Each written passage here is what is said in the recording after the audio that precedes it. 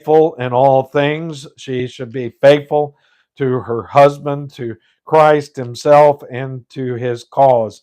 Verse 12, let the deacons be the husbands of one wife, ruling their children and their own houses well. First Timothy chapter 3 and verse 12. The deacons are to meet the same personal and family requirements that were given for the elders.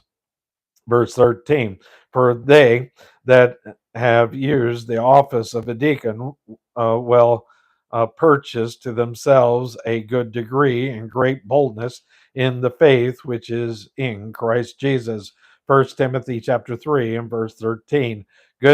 Degree could be read good standing. In other words, a deacon who serves well will become known as a man who is to be trusted. Boldness means confidence and courage in witnessing. Remember that a deacon, excuse me, a deacon's remember that a deacon primarily has a spiritual office. I remember the case of one man who was a deacon and was asked to take the office of an elder.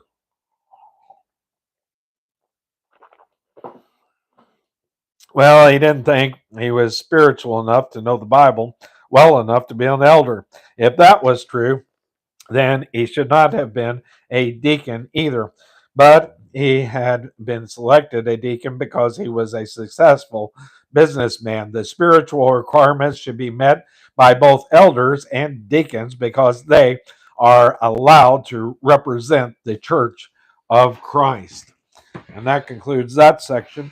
Actually, I want to point out that actually the qualifications for a pastor, an elder, is actually less than that for a deacon.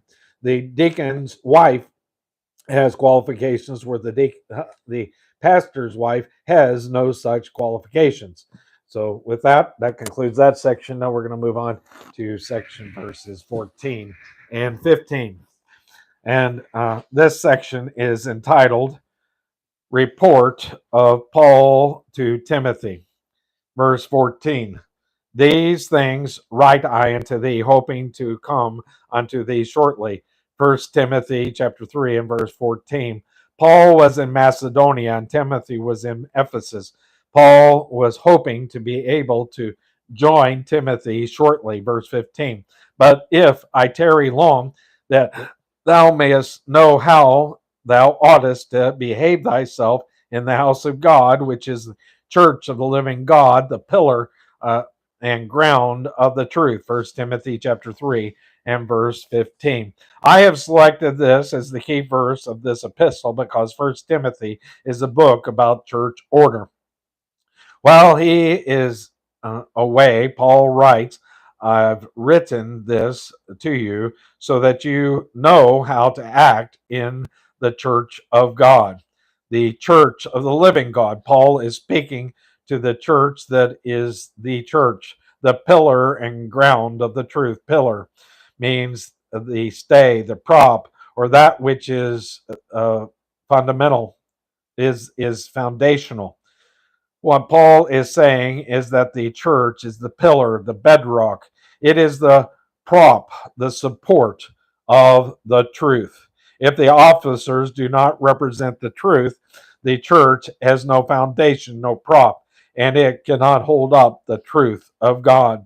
Some men purport to represent the truth, but they actually do not represent the truth in the way they lead their lives. I knew a deacon once who carried the biggest Bible I have ever seen. Every time you saw him, he was weighed down on one side carrying the Bible, but he was a man who couldn't depend you couldn't depend upon. There was a question about his integrity. He hurt the church. He served and brought it into disrepute. Paul is writing to tell the church how it should act so that it can represent and proclaim the truth of God to the world on the outside. And that concludes that section